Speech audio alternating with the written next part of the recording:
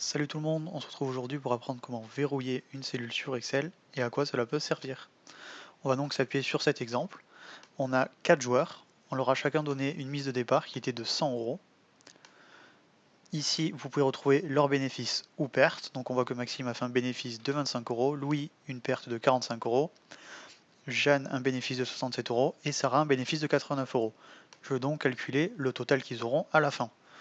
Donc pour cela, il me suffirait juste d'écrire égal et de faire une addition entre la mise de départ et leur bénéfice.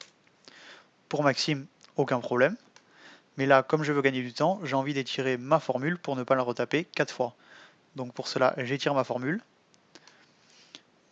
Et là, on voit bien que les problèmes commencent, puisque ici, je devrais avoir affiché 55 euros, puisque 100 moins 45 est égal à 55. Ici, valeur, on voit qu'il y a une erreur, que ça ne fonctionne pas. Ici aussi, le calcul devient faux. Pourquoi donc? En effet, quand on étire la formule, automatiquement Excel prend la cellule suivante dans votre calcul. Ici, on voit bien que on a B2 qui est la mise de départ plus B5 qui est bien le bénéfice de Maxime. Et ensuite, quand on regarde pour Louis, malheureusement, on voit bien qu'en étirant la formule, Excel a automatiquement sélectionné la cellule du dessous et ici a pris B3.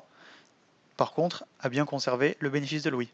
Donc, pour cela, il faut que dans notre formule de base, on bloque notre première cellule qui est ici B2.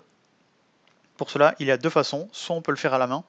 Pour cela, il faut rajouter $1 avant la lettre et une après la lettre. Sinon, il y a un raccourci. Pour Mac, il suffit de faire commande T.